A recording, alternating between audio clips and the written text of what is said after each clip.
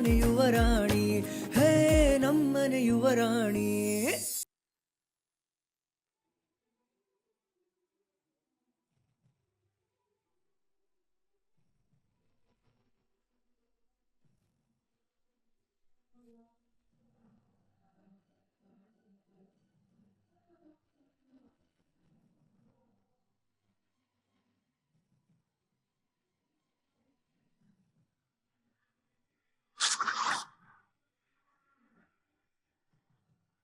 ಎಲ್ಲ ಸರಿ ಹೋಗಿದೆ.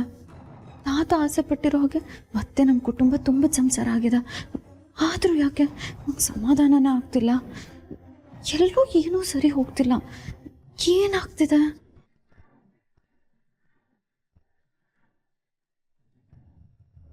ಓವರ್ ಆ್ಯಕ್ಟಿಂಗ್ ಮಾಡ್ತೀಯ, ತುಂಬ ಓವರ್ ಆ್ಯಕ್ಟಿಂಗ್ ಮಾಡ್ತೀಯ. ಇನ್ನು ಎಷ್ಟು ಸರಿನೇ ಸೋಲ್ಬೇಕು ನೀನು? ಬೇಡ ಕಣೆ ಮೀರಾ, ಯಾಕೋ ನಿನ್ನ ಟೈಮ್ ಸರಿ ಇಲ್ಲ. ಸುಮ್ಮನಿದ್ಬಿಡು. ಈಗ ಆಲ್ರೆಡಿ ಮನೆಯವ್ರ ಮನಸ್ಸನ್ನ ತುಂಬ ನೋಯಿಸ್ಬಿಟ್ಟಿದ್ಯಾ. ಇನ್ನೂ ನೋಯಿಸೋದಕ್ಕೆ ಮುಂದಾಗ್ಬೇಡ.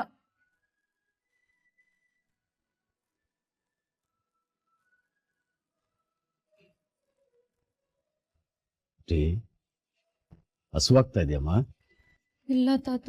ಮತ್ ಯಾಕೆ ಹೊಟ್ಟೆ ಒಳಗಡೆ ಇಲಿ ಓಡಾಡ್ದಂಗೆ ಆಡ್ತಿದ್ಯಾ? ತಾತ, ನನ್ನ ಕನ್ಫ್ಯೂಷನ್ನು. ಏನು ಹೇಳಬೇಕು, ಹೇಗೆ ಹೇಳಬೇಕು ಅಂತ ಗೊತ್ತಾಗ್ತಿಲ್ಲ. ಓಹೋ, ಅದಕ್ಕೆ ನನ್ನ ಮುದ್ದು ಮರಿ ಮುಖ ಬಾಡ ಹೋಗಿದೆ. ಏನ್ ಕನ್ಫ್ಯೂಷನ್ನು? ತಾತ, ಖುಷಿಯಾಗಿರೋ ಟೈಮಲ್ಲಿ ನಮ್ಮ ಮನಸ್ಸು ಖುಷಿ ಪಡದೆ ಇದ್ರೆ ಏನಂತ ಅನ್ಕೋಬೇಕು? ಏನೋ ಸರಿ ಇಲ್ಲ ಅಂತ ಅನ್ಕೋಬೇಕು. ಇಲ್ಲ ತಾತ, ಎಲ್ಲ ಸರಿಯಾಗಿದೆ. ನನ್ನ ಬುದ್ಧಿನೂ ಹೇಳ್ತಿದೆ ಎಲ್ಲ ಸರಿಯಾಗಿದೆ ಅಂತ. ಆದ್ರೆ ನನ್ನ ಮನ್ಸೇ ಯಾಕೋ ಒಪ್ತಿಲ್ಲ. ಯಾಕೆ ತಾತ? ಸಂಪೂರ್ಣವಾಗಿ ವಿಷಯ ತಿಳ್ಕೊಳ್ದೆ ನಾನು ಏನೇ ಹೇಳಿದ್ರು ಅದು ತಪ್ಪಾಗತ್ತಮ್ಮ. ಬೈ ಚಾನ್ಸ್ ನಾನು ಹಾಗೇನಾದ್ರೂ ಹೇಳಿದ್ರು ಅದು ಬರೀ ನಿನ್ನ ಮನಸ್ಸನ್ನ ಖುಷಿ ಪಡಿಸೋದಕ್ಕೆ ಹೇಳ್ದಂಗೆ ಇರುತ್ತೆ. ಅದಕ್ಕೆ ಬದಲು ನೀನು ಬೆರಳು ಕುಮಾರನ ಭವಿಷ್ಯ ಕೇಳ್ಕೋತಿಯಲ್ಲ, ಕೇಳ್ಕೊ. ನನ್ನ ಮುಂದೆ ಬೆರಳುಗಳನ್ನ ಹಿಡಿ, ನಾನೇ ಮುಟ್ತೀನಿ. ಯಪ್ಪ ದೇವ್ರೆ, ಬೇಡವೇ ಬೇಡ. ಈ ಬೆರಳು ಕುಮಾರನ್ ಸಹವಾಸ ಬೇಡವೇ ಬೇಡ. ಇತ್ತೀಚೆಗೆ ಇವನು ದಾರಿ ತಪ್ಪಿಟ್ಟಿದ್ದಾನೆ ಗೊತ್ತಾ? ಹೌದಾ? ಮತ್ತೆ ಈ ಬೆರಳು ಕುಮಾರ ಸುಳ್ಳು ಭವಿಷ್ಯ ಹೇಳಿದಕ್ಕೆ ತಾನೆ ನಾನು ಅಹಲ್ಯ ಅಕ್ಕನ ಬಗ್ಗೆ ಇನ್ವೆಸ್ಟಿಗೇಷನ್ ಮಾಡೋದಕ್ಕೆ ಶುರು ಮಾಡಿದ್ದು. ಇನ್ನೇನೋ ಸರಿ ಇಲ್ಲ ಅಂತ ಹೇಳಿದಕ್ಕೆ ನಾನು ಒಳ್ಳೆ ಜೇಮ್ಸ್ ಬಾಂಡ್ ತರ ಅಹಲ್ಯ ಅಕ್ಕನ ಹಿಸ್ಟ್ರಿನೆಲ್ಲ ಓಪನ್ ಮಾಡ್ಕೊಂಡು ಏನೋ ಪ್ರೂವ್ ಮಾಡ್ಬಿಟ್ರೆ ಅಂತ ಪೋಸ್ ಕೊಟ್ಟಿದ್ದು. ಈ ಬೆರಳು ಕುಮಾರನ ನಂಬಿದ್ದಕ್ಕೆ ತಾನೆ ನಮ್ ಸಾಕು ಜೀವನನೇ ಹಾಳಾಗ್ತಿತ್ತು. ಬೇಡಪ್ಪ ಬೇಡ, ನಾನಂತೂ ಇನ್ಮೇಲಿಂದ ಈ ಬೆರಳು ಕುಮಾರನ ಭವಿಷ್ಯನ ನಂಬದಿಲ್ಲ ನಂಬದಿಲ್ಲ ನಂಬದಿಲ್ಲ. ಇಲ್ಲಮ್ಮ, ಮೊದ್ಲೆಲ್ಲ ನಂಬ್ತಾ ಇದ್ದೆ ತಾನೆ? ಹ್ಞೂ ತಾತ, ಮುಂಚೆ ಇವನು ತುಂಬಾ ನಿಜ ಹೇಳ್ತಿದ್ದ. ಆದ್ರೆ ಈಗ ಸುಳ್ಳು ಹೇಳ್ತಿದ್ದಾನೆ. ಕಳ್ಳ, ಸುಳ್ಳು ಕುಮಾರ ಆಗಿದ್ದಾನೆ. ಬೇಡಪ್ಪ ಬೇಡ, ಇನ್ಮೇಲಿಂದ ಈ ಬೆರಳು ಕುಮಾರ ಭವಿಷ್ಯನ ಹೇಳೋದು ಬೇಡ, ನಾನು ಕೇಳೋದು ಬೇಡ. ಮಗಳೇ, ಆ ಬೆರಳು ಕುಮಾರ ಅದು ಏನು ಭವಿಷ್ಯ ಹೇಳುತ್ತೋ ಏನೋ ನನಗೆ ಗೊತ್ತಿಲ್ಲ. ಆದ್ರೆ ನಿನ್ನ ಅಂತರಾತ್ಮದಲ್ಲಿ ಸಮಸ್ಯೆಗಳು ಎದುರಾದಾಗ ಅನಾಹುತಗಳು ಆಗೇ ಆಗುತ್ತೆ. ಆ ದೇವರು ನಿನ್ನ ಕೊಟ್ಟಿರೋ ಯೋಚನಾ ಶಕ್ತಿ ತುಂಬಾ ಬಲವಾಗಿದೆ. ಅದರಲ್ಲಿ ನಂಬಿಕೆ ಇಟ್ಕೋ. ನಿನ್ನ ಅಂತರಾತ್ಮ ಒಳ ಮನಸ್ಸು ಏನು ಹೇಳುತ್ತೋ ಅದನ್ನ ನಂಬ್ಕೋ. Believe in your own self. ಆಗ ಎಲ್ಲ ಒಳ್ಳೇದಾಗತ್ತೆ. ಮೀರಾ, ಸಾಕೆ ಮೀರನ್ ನೋಡಿದೇನಪ್ಪ? ನಾನು ಇಲ್ಲಿದ್ದೀನಿ ಕಣೆ ಶಾಂಭವಿ. ಏನಾಗ್ಬೇಕಾಗಿತ್ತು?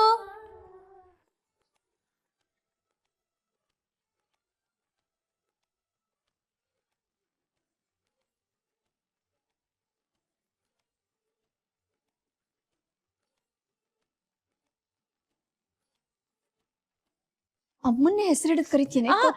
ಸಾರಿ ಸಾರಿ ಸಾರಿ. ಈಗ ಏನ್ ಮಾಡ್ಬೇಕು ಶಾಂಭವಿ ಅಮ್ಮವ್ರೆ? ಅಹಲ್ಯ ರೂಮ್ಗೆ ಹೋಗು, ಅವಳಿಗೆ ಅಲಂಕಾರ ಮಾಡಿ ರೆಡಿ ಮಾಡು.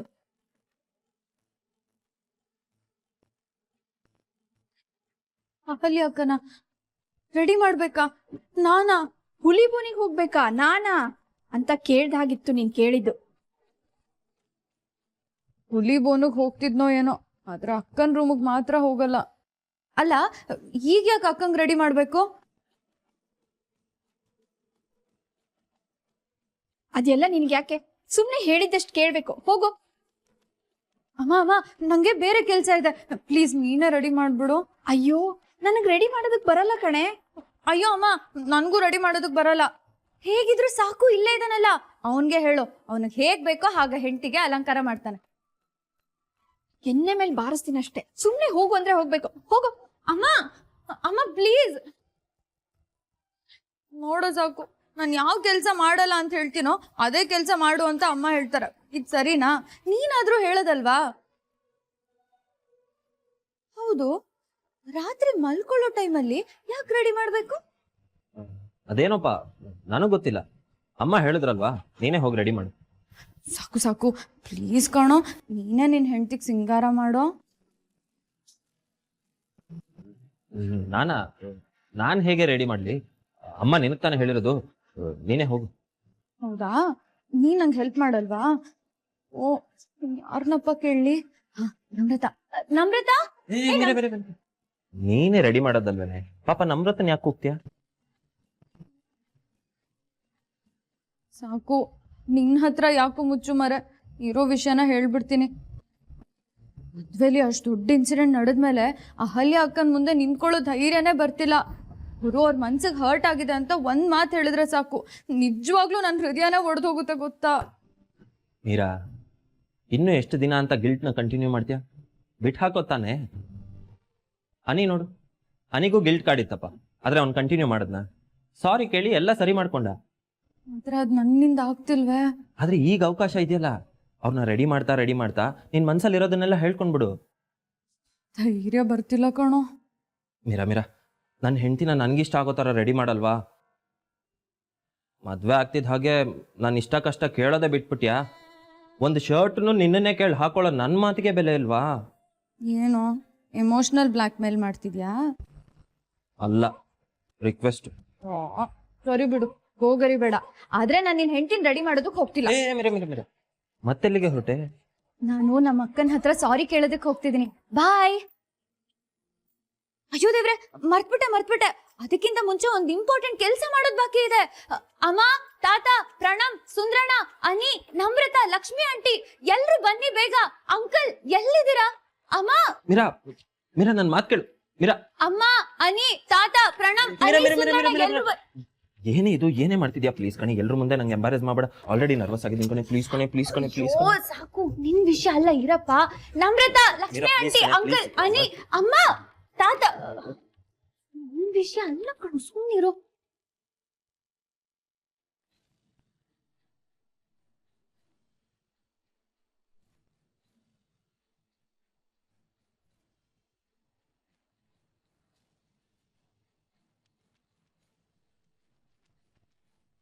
ಯಾಕೆ ಕೂಗ್ತಿದ್ಯಾ? ಏನಾಯ್ತು? ಅಟೆನ್ಷನ್. ಈಗ ನಾನೊಂದು ಚಿಕ್ಕ ಅನೌನ್ಸ್ಮೆಂಟ್ ಮಾಡೋದಿದೆ. ಆಕ್ಚುಲಿ ಈಗ ನಾನು ಅಹಲ್ಯ ಅಕ್ಕನ ಜೊತೆ ಮಾತಾಡೋದಕ್ಕೆ ಅಂತ ಹೋಗ್ತಿದ್ದೀನಿ. ಅವ್ರ ಹತ್ರ ಸಾರಿ ಹೇಳ್ಬೇಕು ಅಂತ ತುಂಬಾ ಪ್ರಯತ್ನ ಪಟ್ಟಿದ್ದೀನಿ. ಆದ್ರೆ ನಾನು ಅವ್ರ ಹತ್ರ ಮಾತಾಡೋದಕ್ಕೆ ಅಂತ ಹೋದಾಗ್ಲೆಲ್ಲ ಯಾರಾದ್ರೂ ಒಬ್ರು ಬಂದು ಡಿಸ್ಟರ್ಬ್ ಮಾಡ್ತಾನೆ ಇದ್ದೀರಾ. ಸೊ ಈಗ ಆಲ್ರೆಡಿ ಹೇಳ್ತಿದ್ದೀನಿ, ಇನ್ನೊಂದು ಅರ್ಧ ಗಂಟೆ ನನಗೆ ಅಹಲ್ಯ ಅಕ್ಕಂಗೆ ಯಾರು ಡಿಸ್ಟರ್ಬ್ ಮಾಡಬಾರ್ದು. ಓಕೆನಾ? It's my humble request. ಇಷ್ಟೇನಾ?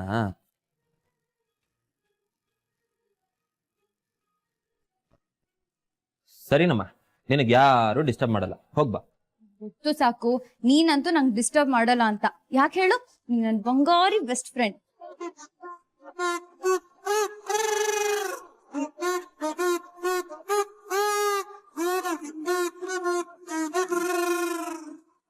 ಈ ಹುಡುಗಿಗೇನು ಹುಚ್ಚ?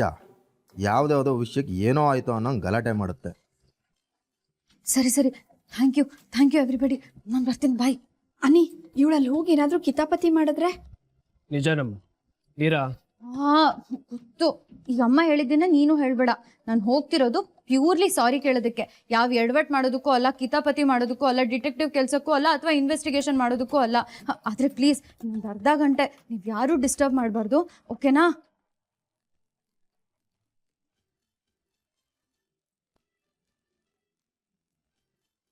ಅನಿ, ಡೋಂಟ್ ವರಿ ಕಣೋ, ಅವಳು ನನ್ನ ಕೋಳಿ ಮರಿ, ಮಾತು ಕೊಟ್ರೆ ಮೀರೋದಿಲ್ಲ. ಅಮ್ಮ, ನಿನ್ ಜೊತೆ ಮಾತಾಡ್ಬೇಕು, ಬಾ.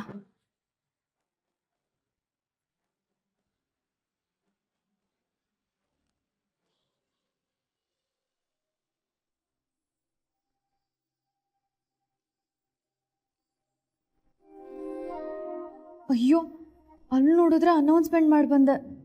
ಇಲ್ಲಿ ರೂಮಿಗೆ ಬರ್ತಿದ್ದ ಹಾಗೆ ಎದೆಗುಂಡ್ಗೆ ಡಬ್ಬ ಡಬ್ಬ ಅಂತ ಹೊಡ್ಕೋತಿದ್ಯಲ್ಲಪ್ಪ. ಹಾಂ, ಸಾರಿ ಕೇಳೋದು ಕ್ಯಾನ್ಸಲ್. ನಾಳೆ ಬರ್ತೀನಿ.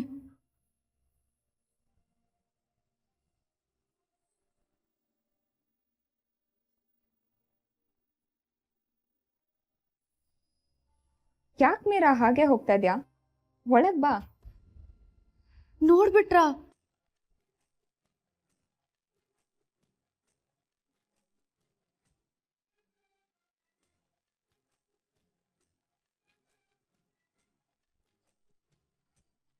ರೂಮ್ವರೆಗೂ ಬಂದು ಹಾಗೆ ಹೋಗ್ತಿದ್ಯಾ?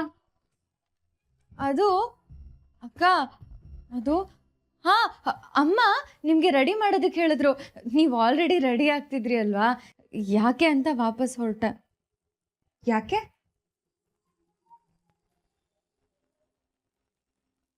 ಈ ನಿನ್ನ ಅಕ್ಕನ್ನ ನಿನ್ ಕೈಯಾರೆ ರೆಡಿ ಮಾಡಲ್ವಾ?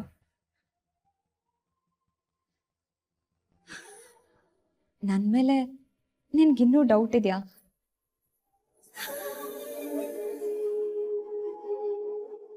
ನಾನೀ ಮನೆಗೆ ಸರಿಯಾದ ಸೊಸೆ ಅಲ್ಲ ಅಂತ ನಿನ್ಗೆ ಈಗಲೂ ಅನ್ನಿಸ್ತಿದ್ಯಾ ಪುಟ್ಟ? ಸಾರಿ ಅಕ್ಕ, I am really sorry. Actually ನಾನು ಬಂದಿದ್ದು ನಿಮ್ಮ ಹತ್ರ ಸಾರಿ ಕೇಳೋದಕ್ಕೆ ಅಂತ. ಇದುವರೆಗೂ ನನ್ನ ಸಿಕ್ಸ್ ಸೆನ್ಸ್, ನನ್ನ ಇಂಟ್ಯೂಷನ್ಸ್, ನನ್ನ ಅಂತರಾತ್ಮ ಮತ್ತು ಬೆರಳ್ಕುಮಾರನ ಭವಿಷ್ಯ ಅಂತ ಅಂದ್ಕೊಂಡು ಮಾಡಿದ ಕೆಲಸ ಎಲ್ಲ ಸಕ್ಸಸ್ಫುಲ್ ಆಗಿತ್ತು. ಆದರೆ ಫಾರ್ ದ ಫಸ್ಟ್ ಟೈಮ್ ನನ್ನ ಲೈಫಲ್ಲಿ ನಿಮ್ಮ ವಿಷಯದಲ್ಲಿ ಮಾತ್ರ ನಾನೀಗ ಹೇಳಿದ ಲಿಸ್ಟೆಲ್ಲ ಫೇಲ್ ಆಯಿತು. ಐ ಆಮ್ ಸಾರಿ ಅಕ್ಕ. ನನ್ನ ಇಂಟ್ಯೂಷನ್ಸ್ ಯಾವುದೂ ವರ್ಕ್ ಆಗಲಿಲ್ಲ, ನನ್ನ ಸಿಕ್ಸ್ ಸೆನ್ಸು ವರ್ಕೌಟ್ ಆಗಲಿಲ್ಲ, ನನ್ನ ಅಂತರಾತ್ಮನೂ ಸರಿ ಇರಲಿಲ್ಲ, ಬೆರಳ್ಕುಮಾರನ ಭವಿಷ್ಯನೂ ಸುಳ್ಳಾಗೋಯ್ತು. ಹೌದಾ? ನಿಜನಾ? ಹ್ಞೂ ಅಕ್ಕ.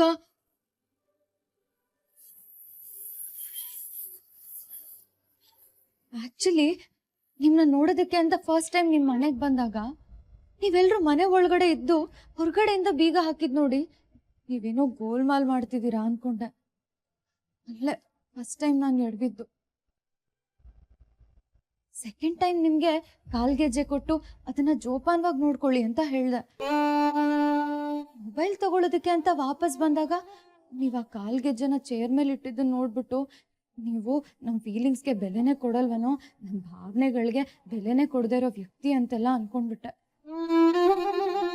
ಶಾಂತಲಮ್ಮನ ಬಗ್ಗೆ ಅಷ್ಟೊಂದೆಲ್ಲ ಹೇಳಿ ಪ್ರೀತಿಯಿಂದ ಇದನ್ನ ಜೋಪಾನವಾಗಿ ನೋಡ್ಕೊಳ್ಳಿ, ಇದೊಂದು ಪ್ರೈಸ್ಲೆಸ್ ಪೊಸಿಷನ್ ಅಂತ ಹೇಳಿದ್ರು ಇಷ್ಟು ಕೇರ್ಲೆಸ್ ಆಗಿ ಬಿಚ್ಚಿಟ್ಟಿದಾರಲ್ಲಪ್ಪ ಅಂತ ತುಂಬ ಬೇಜಾರಾಯಿತು ನನಗೆ. ನಿಮ್ಮೇಲೆ ತುಂಬ ಕೋಪನೂ ಬಂತು ಅಕ್ಕ, ತುಂಬ ಬೇಜಾರಾಗಿತ್ತು ಕೂಡ. ನೀವು ಈ ಮನೆಗೆ ತಕ್ಕ ಸೊಸೆ ಅಲ್ಲ ಅಂತೆಲ್ಲ ಅನ್ಕೊಂಡೆ, ಅಲ್ಲೂ ನಾನು ಸೋತೆ. ಅದರ ನೆಕ್ಸ್ಟು ಸಾಕು ನಿಮಗೆ ಪ್ರೀತಿಯಿಂದ ಕೊಟ್ಟಿದ್ದ ಫ್ಲವರ್ಸ್ನ ನೀವು ಜೀವದ ಥರ ಕಾಪಾಡ್ಕೊಳ್ದೆ ಹಾಗೆ ರೋಡ್ ಮೇಲೆ ಬೀಳಿಸ್ಕೊಂಡು ಹೋದ್ರಿ. ಅದನ್ನ ನೋಡ್ಬಿಟ್ಟು ನೀವು ಸಾಕು ನಾ ಪ್ರೀತಿ ಮಾಡೋಲ್ವೇನೋ, ಪ್ರೀತಿಗೆ ಬೆಲೆನೇ ಕೊಡೋದಿಲ್ವೇನೋ ಅಂತ ಅನ್ಕೊಂಡ್ಬಿಟ್ಟೆ. ಅದಕ್ಕೂ ದೊಡ್ಡ ರಂಪ ಮಾಡಿದೆ, ಅವಳು ಫೇಲ್ ಆದ. ಅದಾದ್ಮೇಲೆ ಕರ್ಮ, ಆ ಸೀರೆ ವಿಷಯ ಅಕ್ಕ. ನಾನು ಇಷ್ಟಪಟ್ಟಿದ್ದ ಸೀರೆನ ನೀವು ತಗೊಂಡ್ರಿ ಅಂತ. ನನ್ನ ಸೀರೆನ ಅನಿ ನಿಮಗೆ ತಗೊಳ್ಳೋದಕ್ಕೆ ಹೇಳಿದಾಗ ಇಲ್ಲ ಆ ಸೀರೆ ಮೀರಂಗೆ ಇಷ್ಟ ಆಗಿದೆ ಅವಳು ಇಟ್ಕೊಳ್ಳಿ ಅಂತ ನೀವು ಒಂದು ಮಾತು ಹೇಳಿಲ್ಲ ಅಂತ ನಾನು ನಿಮ್ಮ ಬಗ್ಗೆ ತುಂಬ ತಪ್ಪು ತಿಳ್ಕೊಂಡ್ಬಿಟ್ಟೆ. ನೀವು ಸ್ವಾರ್ಥಿ, ಸೆಲ್ಫಿಶ್ ಅಂತೆಲ್ಲ ಅಂದ್ಕೊಂಡ್ಬಿಟ್ಟೆ. ಅಲ್ಲೂ ಫೇಲ್ ಆದೆ.